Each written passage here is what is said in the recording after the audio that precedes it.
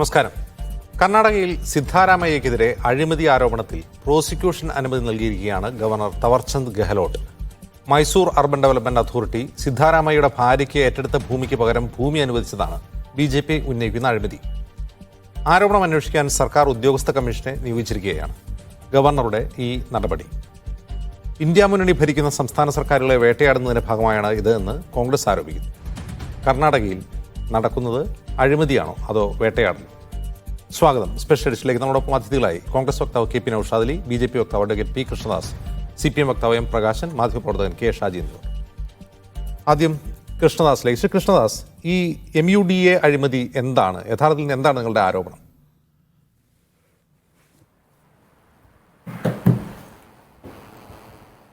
കർണാടകത്തിലെ Mysore urban development അതോറിറ്റിയുമായി ബന്ധപ്പെട്ട്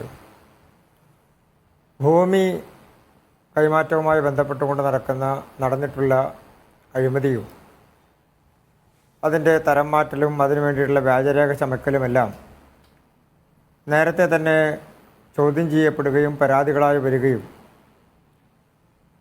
ആ പരാതികളുടെ എല്ലാം അടിസ്ഥാനത്തിൽ അതിൻ്റെ നടപടിക്രമങ്ങൾ ആരംഭിക്കുകയെല്ലാം ചെയ്തിട്ടുള്ളതാണ്.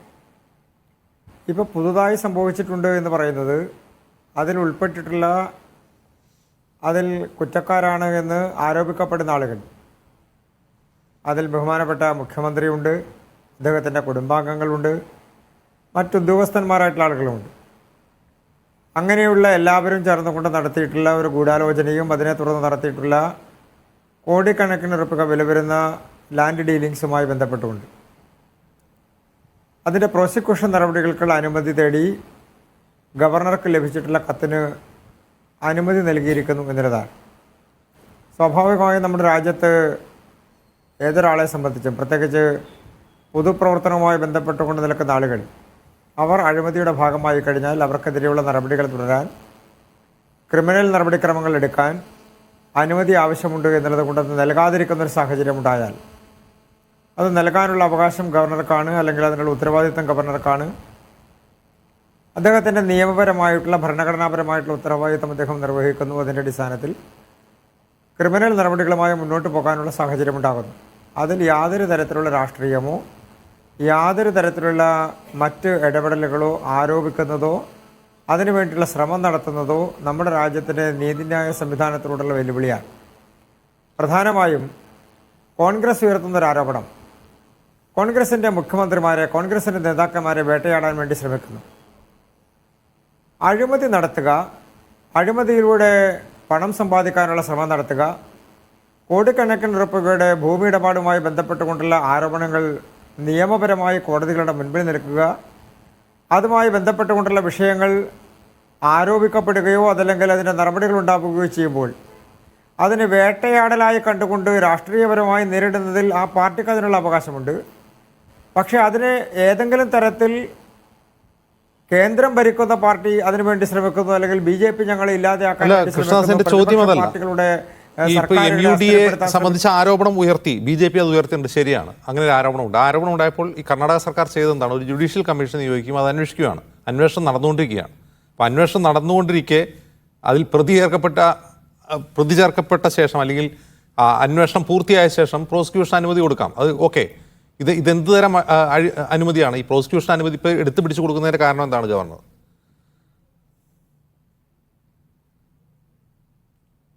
അല്ല, അങ്ങനെ ഏതെങ്കിലും ഒരു അന്വേഷണം പാരലലായി നടക്കുന്നു, അതല്ലെങ്കിൽ നിയമപരമായി നടക്കേണ്ട കുറ്റം കണ്ടിട്ടുണ്ട്, അല്ലെങ്കിൽ കുറ്റകരമായിട്ടുള്ള നടപടി ഉണ്ടായിട്ടുണ്ട് എന്നുള്ള സാഹചര്യം ഉണ്ടാകുമ്പോൾ അതിലെടുക്കേണ്ട ക്രിമിനൽ നടപടി അതിനെ ഏതെങ്കിലും തരത്തിൽ ഡൈല്യൂട്ട് ചെയ്യാനോ അതുമായി ബന്ധപ്പെട്ടുകൊണ്ടുള്ള നടപടികളിൽ നിന്ന് ഒഴിഞ്ഞു നിൽക്കാനോ ഒരാൾക്കും കഴിയില്ല. അത് നേരിടുക എന്നുള്ളത് മാത്രമേ അതല്ല കൃഷ്ണദാസ്, ഞാൻ ചോദിക്കുന്നത്, ഇപ്പോൾ നിങ്ങൾക്കൊരു അഴിമതി ആരോപണം ഉണ്ടായിക്കഴിഞ്ഞാൽ നമ്മുടെ രാജ്യത്തെ നിലവിലെ സംവിധാനം അനുസരിച്ച് ഒന്നുകിൽ വിജിലൻസ് അന്വേഷിക്കാം, അല്ലെങ്കിൽ സർക്കാരിന് വേറെ എന്തെങ്കിലും കമ്മിറ്റി അന്വേഷിക്കാം, അല്ലെങ്കിൽ ഈ പരാതിക്കാർക്ക് ലോകായുക്തയിൽ പോകാം, ലോകായുക്തയ്ക്ക് അന്വേഷണം ആവശ്യപ്പെടാം. ഇതൊക്കെ ചെയ്യാം. ഇതിപ്പോൾ ചെയ്യുന്നത് സർക്കാർ തന്നെ നിയോഗിച്ചൊരു കമ്മീഷനാണ് അന്വേഷിച്ചുകൊണ്ടിരിക്കുന്നത്. ആ അന്വേഷിച്ച് അതിനൊരു കൺക്ലൂഷൻ എത്തിയതിന് ശേഷം അത് ഈ പറയുന്ന ലോകായുക്തയ്ക്കോ അല്ലെങ്കിൽ മറ്റേതെങ്കിലും അഴിമതി വിരുദ്ധ ഏജൻസിയോ കൈമാറി സിദ്ധാരാമയ്യ കുറ്റക്കാരൻ തെളിഞ്ഞാൽ പ്രോസിക്യൂഷൻ പോരെ? ഇത് ഈ കുതിരയ്ക്ക് മുമ്പിൽ വണ്ടി കിട്ടുന്ന പോലെയല്ലേ ഇത്? അതങ്ങനെയല്ലല്ലോ. അതുമായി ബന്ധപ്പെട്ടുകൊണ്ട് BJP അല്ലല്ലോ അതിൻ്റെ കേസുകളും അതിൻ്റെ പരാതികളുമായി പോയിട്ടുള്ളത്. അതിൻ്റെ പരാതികളുമായി പോയിട്ടുള്ള ആളുകളുണ്ട്, അതിൻ്റെ പരാതിക്കാരായി പോയിട്ടുള്ള ആളുകളുണ്ട്. അവർ നിയമത്തിന് മുമ്പിൽ ആവശ്യപ്പെട്ടിട്ടുള്ള കാര്യങ്ങൾക്ക് യാതൊരു സാധ്യത കുറവും നിലവിലില്ല. അതിൻ്റെ പ്രധാനപ്പെട്ട കാരണം ഭരിക്കുന്ന സർക്കാരിന് അല്ലെങ്കിൽ അഴിമതിയിൽപ്പെട്ടിട്ടുള്ള മുഖ്യമന്ത്രിയെ രക്ഷിക്കാൻ സർക്കാർ ഏതെങ്കിലും ഒരു നടപടിയുമായി മുന്നോട്ട് പോയാൽ അതിൽ ജുഡീഷ്യൽ അന്വേഷണത്തിൻ്റെ കാര്യത്തിലാണെങ്കിലും മറ്റേതെങ്കിലും സർക്കാരിൻ്റെ കീഴിൽ നിൽക്കുന്ന അന്വേഷണവുമായി ബന്ധപ്പെട്ടുകൊണ്ടുള്ള കാര്യങ്ങളാണെങ്കിലും അതൊന്നും ക്രിമിനൽ നടപടിക്രമം അനുസരിച്ച് അതിൽ ക്രൈം എടുത്ത് മുന്നോട്ട് പോകുന്നതിൽ ഒരു തടസ്സവും സൃഷ്ടിക്കുന്നില്ല. അതിൻ്റെ വിചാരണ നടപടികളുമായി മുന്നോട്ട് പോകുന്നതിൽ ഒരു തടസ്സവും സൃഷ്ടിക്കുന്നില്ല. ഇപ്പോൾ ജുഡീഷ്യൽ അന്വേഷണം നടക്കുന്നുണ്ട്, അങ്ങനോട് ചോദിച്ചതുപോലെ തന്നെ ഏതെങ്കിലും തരത്തിലുള്ള അന്വേഷണം അതുമായി ബന്ധപ്പെട്ടുകൊണ്ട് നടക്കുന്നുണ്ട്. അത് നമ്മുടെ രാജ്യത്തെ നിയമം അനുസരിച്ച് അതിൽ കുറ്റക്കാരായിട്ടുള്ള ആളുകൾക്കെതിരെ IPC ഒഫൻസ് അനുസരിച്ചിട്ട് അതിൻ്റെ നടപടിക്രമമായി മുന്നോട്ട് പോകാൻ യാതൊരു നിയമ തടസ്സവുമില്ല. അങ്ങനെ നിയമ തടസ്സമില്ല എന്നുള്ളതാണ് നിലവിലെ സാഹചര്യവും സ്ഥിതിയും. അതിൽ വിജിലൻസ് അന്വേഷണം നടക്കുന്നുണ്ട്, അതുകൊണ്ട് ഇന്ന അന്വേഷണം പാടില്ല അല്ലെങ്കിൽ അതിലെ നടപടികൾ പാടില്ല, അങ്ങനെ ശഠിക്കാൻ വേണ്ടി കഴിയില്ല. കേസന്വേഷണത്തിന് നിന്ന് രക്ഷപ്പെടാൻ അല്ലെങ്കിൽ അതിൻ്റെ കുറ്റകൃത്യത്തിൽ നിന്ന് രക്ഷപ്പെടാൻ ഏതെങ്കിലും ഒരു മാർഗം ഉപയോഗിച്ചുകൊണ്ട് അന്വേഷണം നടക്കുന്നുണ്ടല്ലോ, ആ അന്വേഷണം നടക്കുന്നതുകൊണ്ട് ഇനി ഞങ്ങൾ വേറെ ഒന്നിനെയും നേരിടേണ്ടതില്ല, അതിൽ യാതൊരു പ്രസക്തിയുമില്ല എന്നൊക്കെ പറയുന്നവർക്ക് രാഷ്ട്രീയപരമായി അതൊക്കെ ഉന്നയിക്കാനുള്ള അവകാശമുണ്ട്. ആ രാഷ്ട്രീയപരമായി ഉന്നയിക്കുന്ന കാര്യങ്ങൾ നിയമപരമായി നിലനിൽക്കുന്നതാണോ എന്നുള്ളതാണ് പ്രസക്തം. ശരി, ശ്രീ നൌഷാദ് അലി, ഈ MUDA അഴിമതി നടന്നു എന്ന് പ്രതിപക്ഷം മാത്രമല്ല കുറച്ച് പൊതുപ്രവർത്തകരും പരാതി ഉന്നയിക്കുന്നുണ്ട്. അവിടെ അഴിമതി നടന്നിട്ടില്ല എന്ന് പറയാനോ ന്യായീകരിക്കാനോ ഇതുവരെ കോൺഗ്രസിന് കഴിഞ്ഞിട്ടില്ല. അതിനർത്ഥം എന്തോ ഒരു പ്രശ്നമുണ്ട് എന്നല്ലേ? അത് യഥാർത്ഥത്തിൽ ഒരു ഏജൻസി അന്വേഷിക്കേണ്ട ഒരു സംഭവമല്ലേ അത്?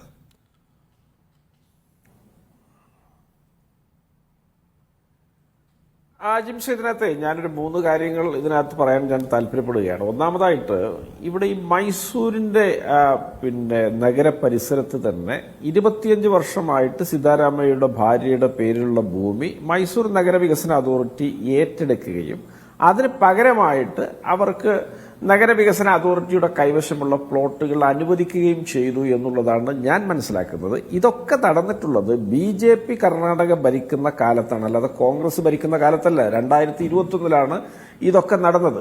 എന്നിട്ട് ഇന്നിപ്പോ ഇതിന്റെ അന്വേഷണം, പരാതി, ഈ വിവാദം ഇതൊന്നും ഇപ്പോ ഒരാഴ്ച കൊണ്ടോ 10 ദിവസം കൊണ്ടോ ഒരു മാസം കൊണ്ടോ പൊട്ടിമുളച്ചതല്ല. ഇതൊക്കെ 2021 നിലവിൽ വന്നതിന് ശേഷം കഴിഞ്ഞ നിയമസഭാ തെരഞ്ഞെടുപ്പ് വേളയിലും ഈ വിഷയമുണ്ട്, അതിനുശേഷവുമുണ്ട്.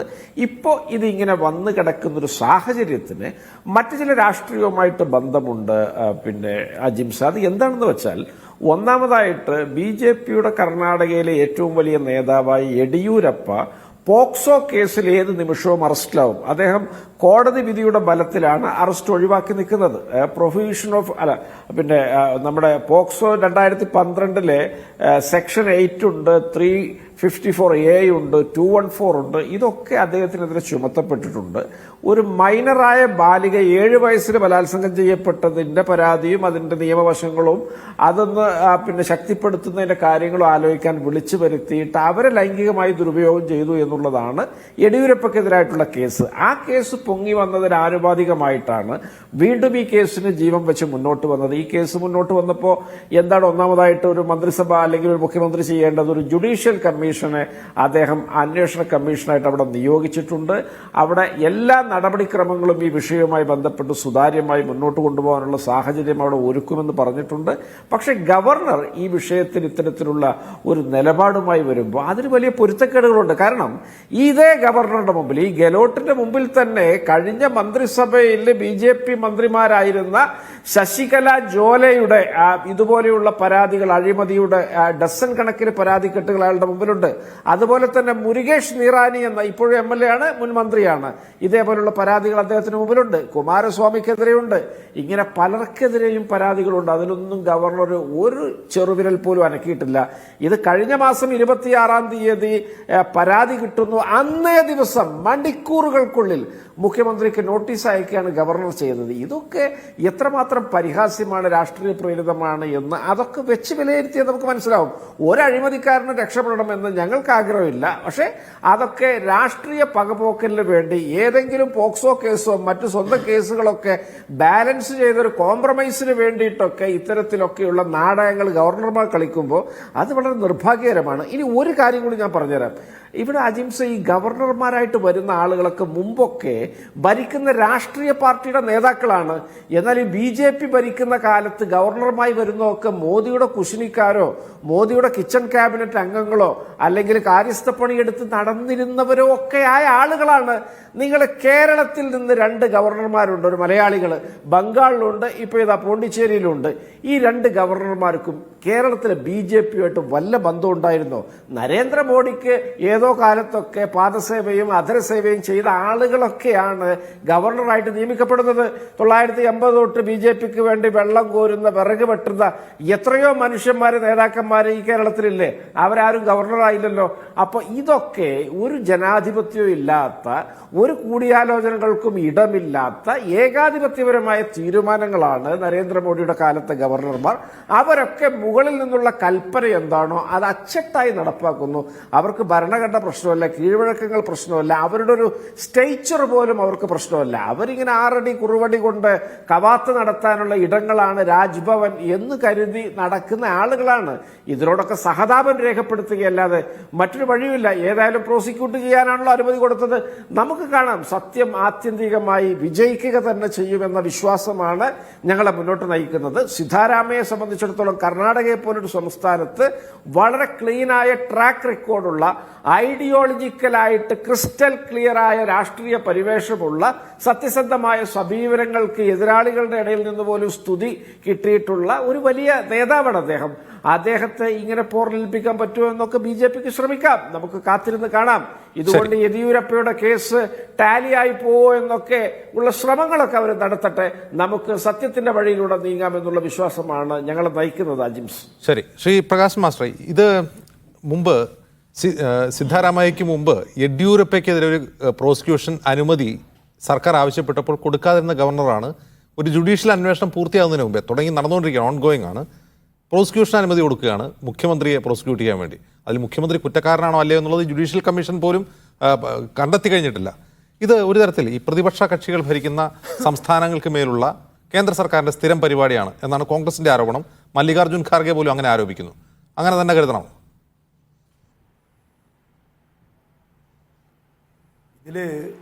ഇത് ചെയ്യുന്നത് BJPയുടെ ഗവൺമെൻറ്റിൻ്റെ വക്താക്കളാണ് എന്നുള്ളതാണ് അടിസ്ഥാനപരമായിട്ടുള്ള വിഷയം. ഇപ്പോൾ ഗവർണർമാർ ആരാണ് എന്നുള്ളത്, ഇപ്പോൾ കേരളം ഒഴിച്ച് മറ്റ് സംസ്ഥാനങ്ങളിലെല്ലാം അവരെന്താണ് ചെയ്തുകൊണ്ടിരിക്കുന്ന കാര്യത്തിൽ കോൺഗ്രസിനും വേറെ വ്യത്യസ്ത അഭിപ്രായമില്ല.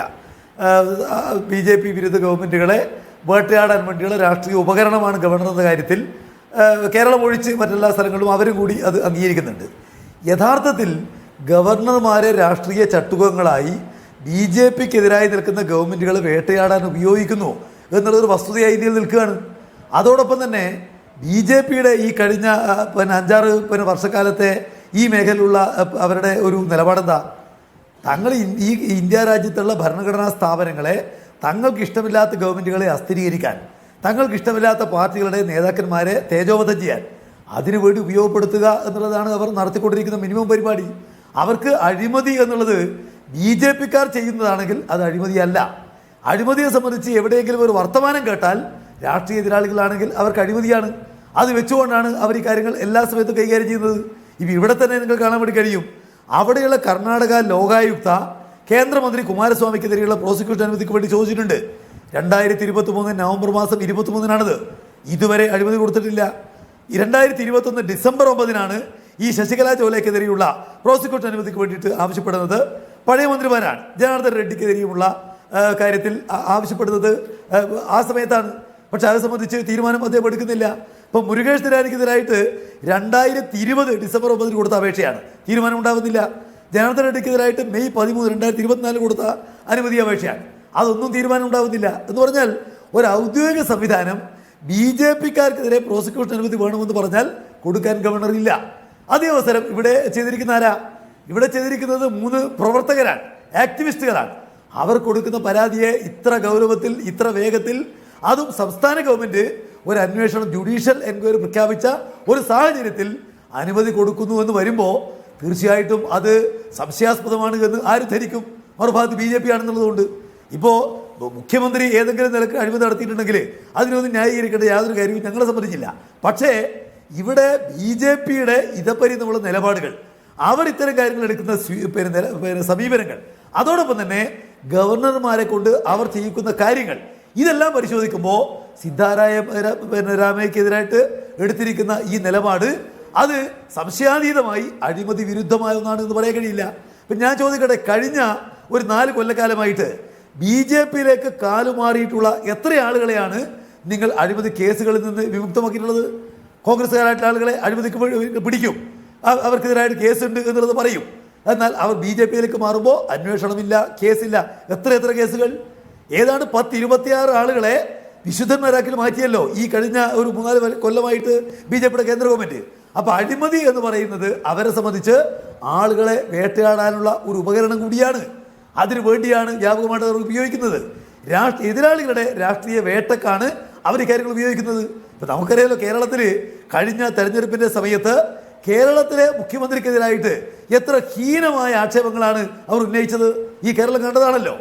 നയതന്ത്ര ബാഗേജിലുള്ള കള്ളക്കടത്ത്, ബിരിയാണി ചെമ്പിലുള്ള സ്വർണ്ണക്കടത്ത്, അതുപോലെ ഇല്ലാത്ത ലാവലിൻ കേസ്, അതെല്ലാം ഉന്നയിച്ചുകൊണ്ട് എത്ര ഗൗരവമായ നിലക്കുള്ള ആക്ഷേപങ്ങളാണ് കോൺഗ്രസിന് കൂടി പിന്തുണയോടുകൂടി ഇവിടെ BJPക്കാർ പ്രചരിപ്പിച്ചത്. എത്ര അന്യായമായ നിലക്കാണ് ഗവർണറെ അവർ ഉപയോഗിച്ചുകൊണ്ടിരിക്കുന്നത്. അപ്പോൾ ഇത് യഥാർത്ഥത്തിൽ രാജ്യത്തിൽ BJPയുടെ ഗവൺമെന്റ് നടപ്പാക്കിക്കൊണ്ടിരിക്കുന്ന ജനാധിപത്യ വിരുദ്ധമായുള്ള നീക്കങ്ങളുടെ തുടർച്ചയാണ് എന്ന് ആരെങ്കിലും സംശയിച്ചാൽ അവരെ കുറ്റപ്പെടുത്താൻ വേണ്ടി കഴിയില്ല. പിന്നെ ഈ വിഷയവുമായി ബന്ധപ്പെട്ട കാര്യം പരിശോധിക്കുമ്പോൾ യഥാർത്ഥത്തിൽ ഇദ്ദേഹത്തിന് ഇതിനകത്തുള്ള പങ്കെന്താണ്? സിദ്ധാരാമയ്യ എന്താണ് ഇക്കാര്യത്തിൽ ചെയ്തത്? അദ്ദേഹത്തിന് ഇതിനകത്ത് എന്ത് പങ്കാളിത്തമാണ് ആരോപിക്കുന്നത്? അതൊരു വിഷയമല്ലേ? BJP ഗവൺമെന്റിന്റെ കാലത്താണ് ഈ കാര്യം ഉണ്ടാവുന്നത്. അതിനകത്ത് അന്യായമായ ഒരു കാര്യവും നടന്നിട്ടില്ല എന്ന് സ്ഥാപിക്കാനൊന്നുമല്ല ഞാൻ ഈ കാര്യം പറയുന്നത്. ഇവിടെ ഇതേ ആനുകൂല്യം കിട്ടിയിട്ടുള്ള നിരവധി വേറെ ആളുകളുണ്ട്. BJPക്കാരുണ്ട്, അതുപോലെ തന്നെ BJP MLA മാരുണ്ട്, അതുപോലെ തന്നെ BJP പ്രവർത്തകന്മാരായിട്ടുള്ള ആളുകളുണ്ട്. ആ കാര്യം സംബന്ധിച്ച് ഒന്നും തന്നെ അന്വേഷണമില്ലല്ലോ.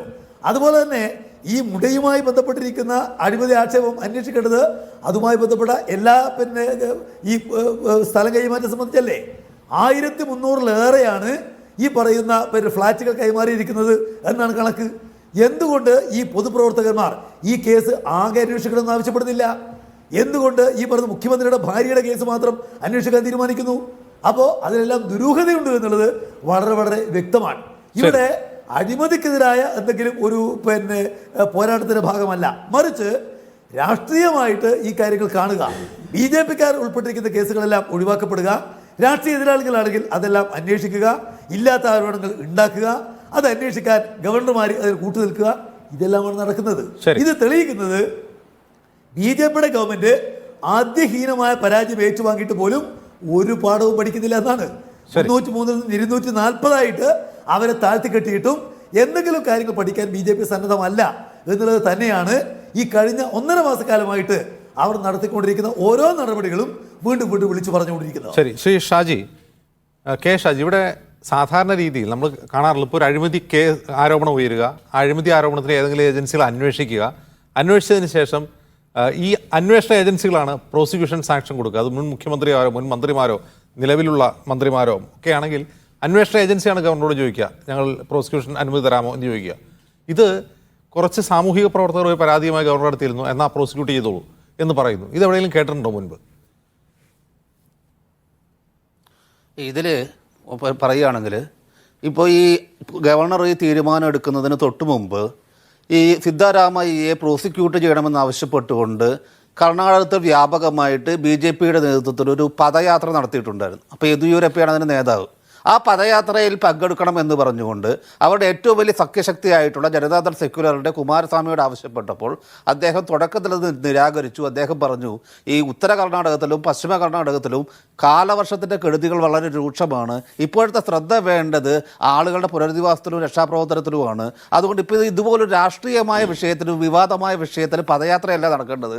ആ വിഷയത്തിൽ ജുഡീഷ്യൽ അന്വേഷണം നടക്കുന്നുണ്ടല്ലോ, അതുകൊണ്ട് പദയാത്രയുടെ സമയമല്ല ഇത് എന്ന് അദ്ദേഹം പറഞ്ഞു. പക്ഷേ 2 ദിവസത്തിനുള്ളിൽ ആ പറഞ്ഞതെല്ലാം വിഴുങ്ങി അദ്ദേഹത്തിനും പദയാത്രയിൽ വരേണ്ടി വന്നു. കാരണം ആ രീതിയിലുള്ള ഒരു സമ്മർദ്ദം BJP കുമാരസ്വാമിയുടെ മുകളിൽ കൊണ്ടുവന്നു. അപ്പോൾ നമ്മൾ നോക്കുക, കഴിഞ്ഞ കുറേ കാലങ്ങളായി രാജ്യവ്യാപകമായി BJP വിരുദ്ധമായിട്ടുള്ള സർക്കാരുകൾക്കെതിരെ തുടർന്നുകൊണ്ടുവരുന്ന വളരെ ആസൂത്രിതമായ ഒരു പദ്ധതിയുടെ തുടർച്ചയായിട്ട് വേണം ഇപ്പോൾ സിദ്ധാരാമയ്യക്കെതിരെ നടക്കുന്ന നീക്കത്തെ കാണാൻ. നമ്മൾ ഇതിനകത്ത് ഏറ്റവും പ്രസക്തവും കാതലായിട്ടുള്ള കാര്യം ഈ ഭൂമിയുടെ അലോക്കേഷൻ നടന്നു എന്ന് പറയുന്ന സമയത്ത് കർണാടകത്തിൽ BJP ആണ് ഭരിക്കുന്നത്. സിദ്ധാരാമയ്യയും ഭാര്യയും മാത്രമല്ല, മറ്റൊരുപാട് നേതാക്കന്മാർ വ്യത്യസ്ത രാഷ്ട്രീയ പാർട്ടികളിൽപ്പെട്ട ആളുകളടക്കം അതിൻ്റെ ഗുണഭോക്താക്കളായി വന്നിട്ടുണ്ട്. അപ്പോൾ ഈ വിഷയങ്ങളെല്ലാം മാറ്റിവെച്ചുകൊണ്ട് ഈ അന്വേഷണമായാലും ആളുകളെ ഒരു നിയമത്തിൻ്റെ പരിധിയിൽ കൊണ്ടുവരുന്നതായാലും ഇത് വളരെ സെലക്റ്റീവ് ആകുന്നു. ഞങ്ങൾക്കെതിരായിട്ടുള്ളവരെല്ലാം അഴിമതിക്കാർ, ഞങ്ങളെല്ലാം മഹാന്മാർ എന്ന് പറയുന്ന ഒരു രീതിയാണ് ഒരുപാട് കാലമായിട്ട് BJP കൊണ്ടുവന്നിരിക്കുന്നത്. പിന്നെ കർണാടകത്തിൻ്റെ കാര്യത്തിൽ വേറൊരു പ്രശ്നം കൂടിയുണ്ട്. കാരണം BJP സൗത്ത് ഇന്ത്യയിലെ ഹിന്ദുത്വത്തിൻ്റെ ലബോറട്ടറി എന്ന് പറഞ്ഞുകൊണ്ട് അവതരിപ്പിച്ച ഒരു സ്ഥലമാണ് കർണാടക. അവിടെയാണ് BJPയെ സൗത്ത് ഇന്ത്യയിൽ ഏതാണ്ട് പൂർണ്ണമായും ഭരണരംഗത്തു നിന്ന് മാറ്റി നിർത്തിക്കൊണ്ടുള്ള ഒരു വലിയ ജനവിധി കർണാടകത്തിൽ ഉണ്ടാക്കിയെടുത്തു. ആ ജനവിധിയുടെ ഏറ്റവും വലിയ ശില്പി എന്ന് പറയുന്നത് സിദ്ധാരാമയ്യയാണ്. അദ്ദേഹത്തിൻ്റെ ഒരു ക്രെഡിബിലിറ്റി ഉണ്ട്, അദ്ദേഹത്തിൻ്റെ സത്യസന്ധതയും ആർജവവും ഉണ്ട്. ഒരു സാധാരണ കോൺഗ്രസ്സുകാരനല്ല. അദ്ദേഹം തുടങ്ങുന്നത് കോൺഗ്രസ് വിരുദ്ധ രാഷ്ട്രീയത്തിൻ്റെ ഭാഗമായി, സോഷ്യലിസ്റ്റ് രാഷ്ട്രീയത്തിൻ്റെ ഭാഗമായിട്ട് കർണാടകത്തിൽ തുടങ്ങിയൊരു വ്യക്തിയാണ്. പിന്നീട് അദ്ദേഹം കോൺഗ്രസിലേക്ക് വന്നപ്പോഴും തൻ്റെ സോഷ്യലിസ്റ്റ് കാഴ്ചപ്പാടും സാമൂഹ്യ നീതിക്ക് വേണ്ടിയുള്ള കാഴ്ചപ്പാടും ഒക്കെ ഉയർത്തിപ്പിടിച്ചുകൊണ്ട് ഒരു ബഹുജന രാഷ്ട്രീയത്തിൻ്റെ ആളായി തന്നെയാണ് അദ്ദേഹം കോൺഗ്രസിലേക്ക് വരികയും ഇന്ന് രാഹുൽ ഗാന്ധിയൊക്കെ പറയുന്ന ആ എല്ലാവരെയും ഉൾക്കൊള്ളുന്ന ആ ജാതി സമവാക്യങ്ങളെ അഡ്രസ്സ് ചെയ്യുന്ന കോൺഗ്രസിന് ഒരു വലിയ മാറ്റത്തിലേക്ക് കോൺഗ്രസിനെ കൊണ്ടുപോകുന്ന ഒരാളാണ്. നാളിതുവരെ കർണാടകത്തിൽ നോക്കുകയാണെങ്കിൽ യെദ്യൂരപ്പയെ പോലുള്ള ഒരുപാട് അഴിമതിക്കാരുടെ ഇടയിൽ കൃത്യമായ ജനപക്ഷ രാഷ്ട്രീയം ഉയർത്തിപ്പിടിച്ചുകൊണ്ട് മതേതര രാഷ്ട്രീയം ഉയർത്തിപ്പിടിച്ചുകൊണ്ട് വന്ന് ഈ സിദ്ധാരാമയെ തകർക്കാതെ ഒരു ഇഞ്ച് മുന്നോട്ട് പോകാൻ BJPക്ക് പറ്റില്ല എന്ന് വന്നതുകൊണ്ടാണ് പ്രളയത്തിനെയും ദുരിതത്തിനെയും എല്ലാം മാറ്റിവെച്ചുകൊണ്ട് BJP ഈ ഇതുമായിട്ട് മുന്നോട്ട് വന്നിരിക്കുന്നത്. അവിടെ നടപടിക്രമങ്ങളുടെ പ്രസക്തിയില്ല. ഇപ്പോൾ മറ്റൊന്ന് നോക്കുക, ഇന്നിപ്പോൾ ജാർഖണ്ഡിൽ നിന്ന് ഇപ്പോൾ സഞ്ജയ് സോറനെ മാറ്റിയെടുത്തുകൊണ്ട് അവിടെ ഇപ്പോൾ പിളർപ്പുണ്ടാക്കാൻ നോക്കുകയാണ്. മഹാരാഷ്ട്രയിലാണെങ്കിൽ തെരഞ്ഞെടുപ്പ് അടുത്തിട്ടും ആ തെരഞ്ഞെടുപ്പ് ഇലക്ഷൻ കമ്മീഷൻ നോട്ടിഫൈ ചെയ്യാതെ BJPക്ക് വേണ്ടി കളിച്ചുകൊണ്ടിരിക്കുകയാണ്. അങ്ങനെ നീണ്ടൊരു ഇടവേളയ്ക്ക് ശേഷം വീണ്ടും ജനാധിപത്യത്തെ തുടർച്ചയായി അട്ടിമറിക്കുന്ന ഒരു പ്രക്രിയയിലേക്ക് BJP വരികയാണ്. BJPയുടെ മുന്നിൽ വേറെ രക്ഷയില്ല. ഇപ്പോൾ ഹരിയാനയിലായാലും ജമ്മു കാശ്മീരിലായാലും ഇലക്ഷനിൽ അവർക്ക് പറയാനുള്ള ഒരു വിഷയമായിട്ട് അവർ രൂപപ്പെടുത്തിക്കൊണ്ടുവരുന്ന സംഭവം കൂടിയാണ് ഈ കർണാടകത്തിലെ ഇപ്പോഴത്തെ രാഷ്ട്രീയ വിവാദം. ഇതൊരു പൊളിറ്റിക്കൽ സ്റ്റണ്ട് എന്നതിനപ്പുറം ഇത് കോടതിയിൽ നിലനിൽക്കുമോ അല്ലെങ്കിൽ ഏതെങ്കിലും തരത്തിൽ സിദ്ധാരാമയ്യയുടെ രാഷ്ട്രീയത്തെ ഇല്ലാതാക്കുമോ എന്നുള്ള കാര്യത്തിൽ BJPക്ക് പോലും സംശയമുണ്ട്. ഒരു കാര്യം പറയാം, കാരണം കഴിഞ്ഞ നിയമസഭാ തെരഞ്ഞെടുപ്പിൽ അതിശക്തമായ മുന്നേറ്റം കോൺഗ്രസ് ഉണ്ടാക്കിയതിൽ സിദ്ധാരാമയ്യയുടെ നേതൃത്വത്തിന് വലിയ കഴിവുണ്ടായിരുന്നു. പക്ഷേ കഴിഞ്ഞ പാർലമെന്റിലേക്ക് തെരഞ്ഞെടുപ്പിൽ കോൺഗ്രസിന് അത്ര വലിയ നേട്ടമുണ്ടാക്കാൻ പറ്റാതെ പോയത് കോൺഗ്രസിലെ ഒരുപാട് ഗ്രൂപ്പുകൾ സിദ്ധാരാമയ്യക്കെതിരായി പ്രവർത്തിച്ചു. ഒന്നിച്ചുള്ള പ്രവർത്തനം ഇല്ലാണ്ടായി. അതുപോലെ സിദ്ധാരാമയ്യയുടെ ക്ഷേമ രാഷ്ട്രീയത്തിനെതിരെ ഇൻഫ്രാസ്ട്രക്ചർ രാഷ്ട്രീയമാണ് വേണ്ടതെന്ന് പറയുന്ന രീതിയിലുള്ള പ്രവർത്തനങ്ങൾ ആശയ രൂപീകരണം പാർട്ടിക്കുള്ളിലുണ്ടായി. ഒരുപാട് ഭിന്നതകളുണ്ടായിരുന്നു. പക്ഷേ ഇപ്പം നോക്കുക, BJPക്ക് വെളുക്കാൻ വെച്ചത് പാണ്ടായതിൻ്റെ ഏറ്റവും വലിയ പ്രശ്നം DK ശിവകുമാർ അടക്കം കോൺഗ്രസിൻ്റെയും അതുപോലെ തന്നെ മതേതര ശക്തികളും എല്ലാം ഒറ്റക്കെട്ടായി ഒന്നിച്ച് സിദ്ധാരാമയ്യയുടെ കൂടെ നിൽക്കുകയും സിദ്ധാരാമയ്യ ഈ പ്രോസിക്യൂഷൻ നടപടി വന്നതിന് ശേഷം കൂടുതൽ കരുത്തനായി മാറുകയാണെന്നാണ് ഇപ്പോൾ കർണാടകത്തിൽ നിന്നുള്ള റിപ്പോർട്ടുകൾ സൂചിപ്പിക്കുന്നത്. ഇപ്പോൾ പഴയ പോലെ അത്ര എളുപ്പമല്ല. ഇങ്ങനെ ഒരു കേസുണ്ടാക്കി ആ കേസിൻ്റെ മുകളിൽ തങ്ങൾക്ക് എതിർപ്പുള്ള തങ്ങൾക്ക് വെറുപ്പുള്ള ഒരു ജനപ്രിയനായ നേതാവിനെ ഇല്ലാതാക്കുക എന്ന് പറയുന്നത് ഇത് മുമ്പ് കളിച്ച ആ ഒരു കളി അധികം നടക്കില്ല എന്ന് വേണം ഇവിടെ ഒന്ന് കാണുന്ന കാര്യങ്ങളിൽ നമുക്ക് മനസ്സിലാക്കാൻ പറ്റുന്നത്. അപ്പം അതുകൊണ്ട് ഈ ഒരു കേസിൽ എന്തു തന്നെയായാലും സിദ്ധാരാമയ്യ പറയുന്നു അദ്ദേഹം രാജിവെക്കുന്നില്ല. അതല്ല കോൺഗ്രസിൻ്റെ കേന്ദ്ര നേതൃത്വമായാലും സംസ്ഥാന നേതൃത്വമായാലും ഒറ്റക്കെട്ടായി അദ്ദേഹത്തിൻ്റെ കൂടെ നിന്ന് അസന്ധിഗ്ധമായി പറയുന്നു ഇതിന് വേണ്ട അന്വേഷണം നടക്കുന്നുണ്ട്, ജുഡീഷ്യൽ അന്വേഷണം നടക്കുന്നുണ്ട്. അല്ലെങ്കിൽ തിരക്കിട്ട് പിടിച്ച ഇങ്ങനെ എടുത്തിരിക്കുന്ന ഗവർണറുടെ വളരെ അങ്ങേയറ്റം വിവേചനപരവും അങ്ങേയറ്റം ജനാധിപത്യ വിരുദ്ധവും അങ്ങേയറ്റം മനുഷ്യവിരുദ്ധമായ നടപടി കോടതികളിലടക്കം ചോദ്യം ചെയ്ത് ഹൈക്കോടതിയിൽ വേണോ സുപ്രീം കോടതിയിൽ വേണോ എന്നുള്ളത് മാത്രം തീരുമാനിക്കാമെന്ന് പറഞ്ഞുള്ളൂ. അപ്പം അവിടെ ഈ വെളുക്കാൻ തേച്ചത് ഉണ്ടായതുപോലെ സിദ്ധാരാമയ്യെ കുറെ കൂടി ശക്തമാക്കുക എന്നുള്ളതല്ലാതെ അദ്ദേഹത്തെ ഒട്ടും ദുർബലമാക്കുന്ന ഒരു രീതിയിലേക്ക് BJP ആഗ്രഹിക്കുന്ന രീതിയിലേക്ക് കാര്യങ്ങൾ പോയിട്ടില്ല എന്ന് വേണം നമുക്ക് അവിടെ നിന്ന് മനസ്സിലാക്കിയെടുക്കാൻ. ശരി, ശ്രീ കൃഷ്ണദാസ്, നിങ്ങളാണ് ഈ അഴിമതി ആരോപണം ഉന്നയിക്കുന്നത്. കുറച്ചുപേർ പരാതിയുമായി ഗവർണറുടെ അടുത്ത് പോയിട്ടുണ്ട്, നിങ്ങളാണ് പദയാത്ര നടത്തുന്നത്. ഓക്കെ, എങ്കിൽ യഥാർത്ഥത്തിൽ നിങ്ങളുടെ ഈ അഴിമതി ആരോപണം ആർക്കെതിരെയാണ്? നിങ്ങളുടെ സർക്കാരിനെതിരെ? നിങ്ങളുടെ സർക്കാരാണ് ഇങ്ങനെ ഒരു തീരുമാനം എടുത്തത്. ശരിക്കും നിങ്ങൾ സ്വന്തം കാലിലേക്ക് വെടിവെക്കുകയാണോ?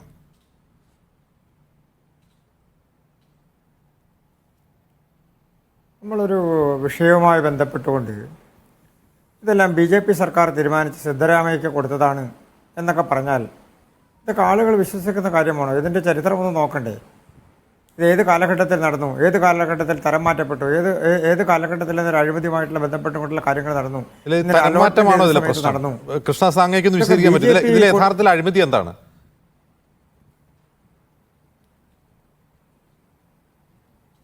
മൈസൂർ ഡെവലപ്മെൻറ്റ് അതോറിറ്റിയുമായി ബന്ധപ്പെട്ടുകൊണ്ട് അത് ഈ സിദ്ധരാമയ്ക്കെതിരെയുള്ള കേസ് അതിൽ 50-50% വെച്ചുകൊണ്ട് അതിൻ്റെ പ്ലോട്ടുകൾ അലോട്ട് ചെയ്യുന്ന കാര്യത്തിലും അതിൻ്റെ ഭൂമിയുമായി ബന്ധപ്പെട്ടുകൊണ്ടും അതിൻ്റെ മറ്റ് ആളുകൾക്ക് അർഹമായ രീതിയിൽ കൊടുക്കേണ്ട സാധനങ്ങൾ, വസ്തുക്കൾ അത് പൂർണ്ണമായും തെറ്റായ രീതിയിൽ അലോട്ട് ചെയ്തു എന്നുള്ള ആരോപണം വന്നു.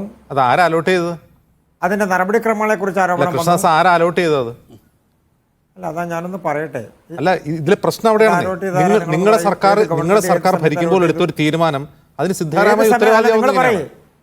അല്ലല്ല അജിംസ് പറയേ. അജിംസിനോട് ആര് പറഞ്ഞു ഞങ്ങളുടെ ഗവൺമെന്റാണ് സിദ്ധരാമയ്ക്ക് ഇതെല്ലാം അലോട്ട് ചെയ്ത് കൊടുത്തതെന്ന്? ഏത് സമയത്ത്, ഏത് ദിവസം, 2021-ലാണ് അത് നടന്നത്.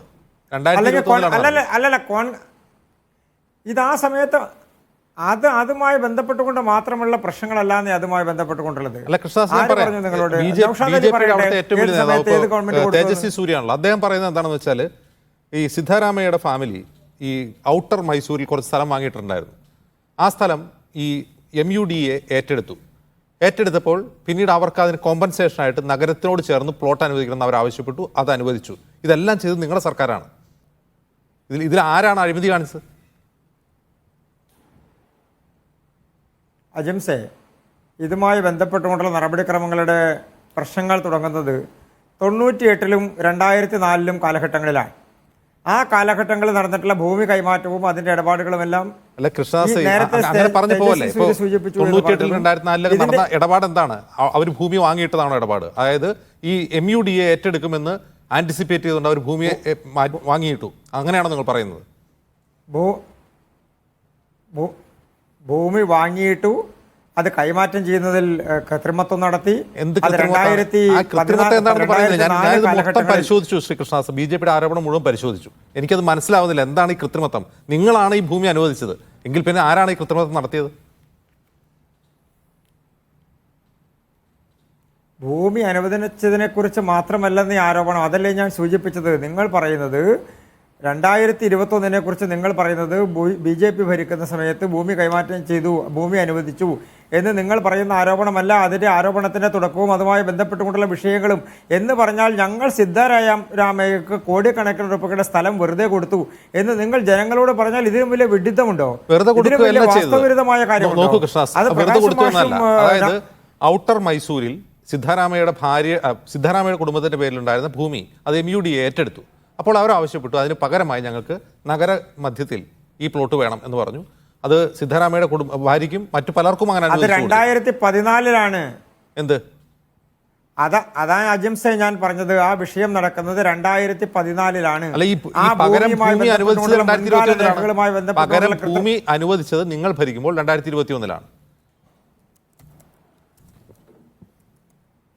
2014 ആവശ്യപ്പെട്ടിട്ടുള്ള അവർക്ക് ഭൂമി വേണമെന്ന് അദ്ദേഹത്തിൻ്റെ ഭാര്യ ആവശ്യപ്പെടുകയും അതിൻ്റെ അടിസ്ഥാനത്തിൽ നടന്നിട്ടുള്ള നടപടികളുമാണ്. ആ ഭൂമിയുമായി ബന്ധപ്പെട്ടുകൊണ്ടാണ് തർക്കമുള്ളത്.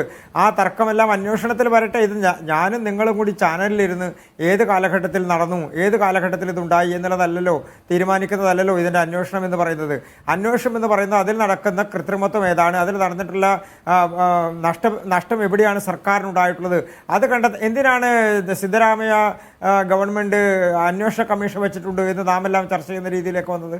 എന്തിനാ അത് വെച്ചത്? ഒരു കുഴപ്പമില്ലെങ്കിൽ പിന്നെ അല്ല, നിങ്ങൾ ചെയ്ത ഒരു കാര്യത്തെക്കുറിച്ച് നിങ്ങൾ തന്നെ ആരോപണം ഉന്നയിക്കുന്നു. നിങ്ങൾ ചെയ്ത കാര്യത്തെക്കുറിച്ച് നിങ്ങൾ ആരോപണം ഉന്നയിക്കുന്നു, സിദ്ധരാമയ്യ കമ്മീഷൻ വെച്ചു, അത്രേ ഉള്ളൂ.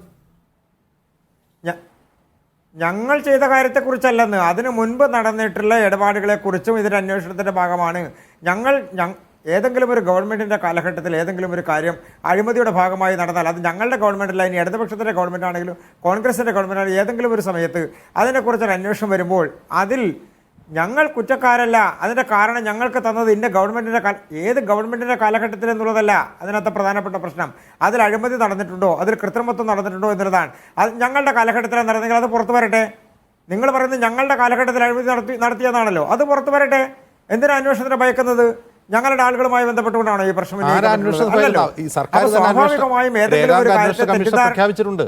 ആ കമ്മീഷൻ ജുഡീഷ്യൽ കമ്മീഷനാണ് അത് അന്വേഷിച്ചുകൊണ്ടിരിക്കുകയാണ്.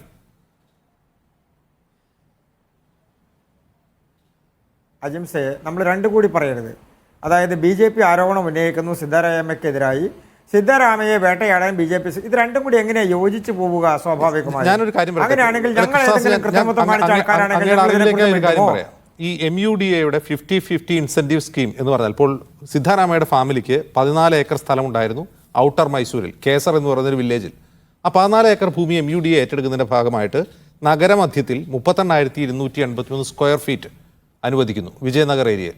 ഇതാണ് ആ സ്കീം. ആ സ്കീം നിങ്ങളാണ് നടപ്പാക്കിയത്. ഒരു നിമിഷം. ആ സ്കീം നടപ്പാക്കിയ സർക്കാർ BJP സർക്കാരാണ്. ആ സ്കീം നടപ്പാക്കിയ സർക്കാരിൽ ഗുണഭോക്താവാണ് സിദ്ധാരാമയുടെ ഭാര്യ പാർവതി. എങ്കിൽ ഇവിടെ ആരാണ് അഴിമതി നടത്തിയത്? ഇവിടെ അതല്ലെന്ന് നിങ്ങൾ എന്താണ് അങ്ങനത്തെ ഒരു സ്റ്റാൻഡ് എടുക്കുമ്പോൾ നിങ്ങൾ തെറ്റിദ്ധാരണാജനകമായ ആളുകളോട് പറയുന്നതിന്റെ കാരണം അതാണ്.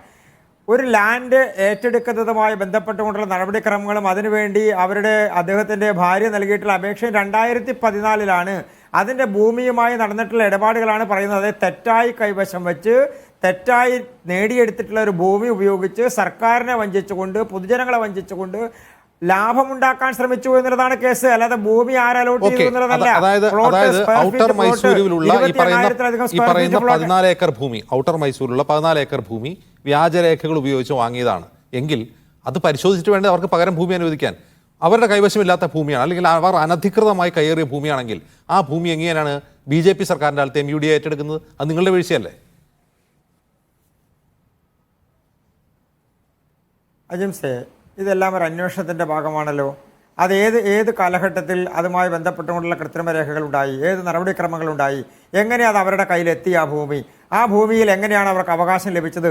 ഇതെല്ലാം ഇപ്പോൾ ഒരു ഉദ്യോഗസ്ഥൻ ചെയ്യുന്ന കാര്യത്തിൽ അല്ലെങ്കിൽ ഒരു പരിശോധന നടക്കുമ്പോൾ ഞങ്ങളുടെ ഭൂമിയാണ് എന്ന് രേഖപ്പെടുത്തി ഒരാൾ കൃത്രിമത്വം കാണിച്ച് സർക്കാരിനെ വഞ്ചിച്ചാൽ, സർക്കാരിൻ്റെ പൈസ തട്ടിയെടുക്കാൻ വേണ്ടിയുള്ള ശ്രമം നടത്തി കഴിഞ്ഞാൽ അത് അഴിമതി ഉണ്ട് എന്ന് കണ്ടാൽ അതിൽ അന്വേഷണം നടക്കില്ലേ വേണ്ടത്? അവർ കൃത്രിമത്വം ഒന്നും കാണിച്ചിട്ടില്ല, ഞങ്ങൾക്ക് നിയമപരമായി കിട്ടിയ ഭൂമിയാണ്, ഇത് ഞങ്ങളുടെ സ്വന്തം ഭൂമിയാണ്, ഇത് തന്നെയാണല്ലോ നിരന്തരമായി പറഞ്ഞുകൊണ്ടിരിക്കുന്നത്. പിന്നെ എന്തിനാണ് കോൺഗ്രസ് സർക്കാർ ഒരു കമ്മീഷനെ വെച്ചത്? ആ കമ്മീഷൻ നിങ്ങളുടെ കാലത്ത് നടന്ന ഒരു തട്ടിപ്പ് നിങ്ങൾ തന്നെ ആരോപണം ഉന്നയിക്കുകയാണ്. ഇങ്ങനെ തട്ടിപ്പ് നടന്നു, ഞങ്ങൾ ഭരിച്ചപ്പോൾ തട്ടിപ്പ് നടന്നു. സിദ്ധരാമയ്യ എന്ത് ചെയ്യും? അന്വേഷിക്കാൻ പറയും.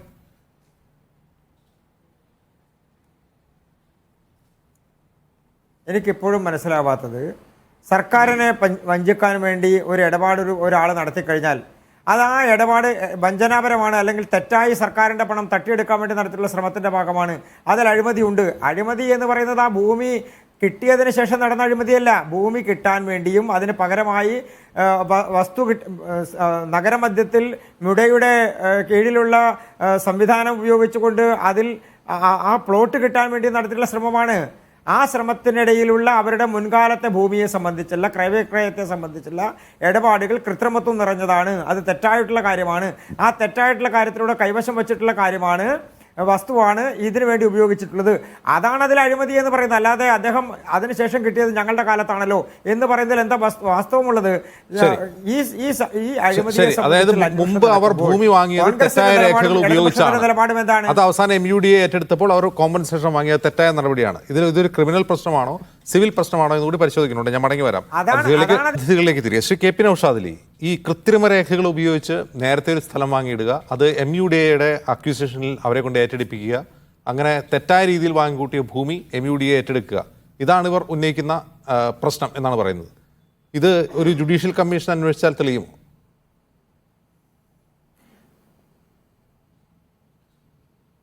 ഞാൻ ജുഡീഷ്യൽ കമ്മീഷനൊന്നും അന്വേഷിച്ചിട്ടില്ലെങ്കിൽ പോലും തെളിയും അജിംസ്. ഇത് വളരെ ലളിതമായ, ആർക്കു കേട്ടാൽ മനസ്സിലാവുന്ന ഒരു കാര്യമാണ്. ഞാൻ അത് ഒന്ന് വിശദമാക്കാം അജിംസിനോട്. കാരണം 2007 തൊട്ട് 2013 വരെയുള്ള കാലം BJP കർണാടക ഭരിച്ചൊരു കാലമാണ്. യെദിയൂരപ്പ മുഖ്യമന്ത്രിയായിട്ടുണ്ട്, സദാനന്ദ ഗൌഡ മുഖ്യമന്ത്രിയായിട്ടുണ്ട്, ജഗദീഷ് ഷെട്ടർ മുഖ്യമന്ത്രിയായിട്ടുണ്ട്. ഈ കാലയളവിലാണ് ഈ പറഞ്ഞ പാർവതിയുടെ പേരിലുള്ള മൈസൂർ പട്ടണ പ്രാന്തത്തിലുള്ള 3.16 ഏക്കർ ഭൂമി അനധികൃതമായി എന്ന് ഭൂമി ഉടമ ആരോപിക്കുന്നു. അത് കയ്യേറി എന്ന് പറയുന്നത് അവരത് അക്വയർ ചെയ്തത് ഈ കാലയളവിലാണ്, BJPയുടെ കാലയളവിൽ. ഇതിനൊരു പരിഹാരം വേണമെന്ന് പറഞ്ഞുകൊണ്ട് സിദ്ധാരാമയ്യയുടെ ഭാര്യയായ പാർവതി മൈസൂർ അർബൻ ഡെവലപ്മെന്റ് അതോറിറ്റിക്കെതിരെ സർക്കാരിനെ സമീപിക്കുന്നത് 2014 ഈ 2014 സിദ്ധാരാമയ്യാണ് മുഖ്യമന്ത്രി. സിദ്ധാരാമയ്യ മുഖ്യമന്ത്രിയായ കാലത്ത് അതിന്റെ ഫയൽ ഉറങ്ങുകയായിരുന്നു, ഒരു അനക്കും അതിന് വെച്ചില്ല.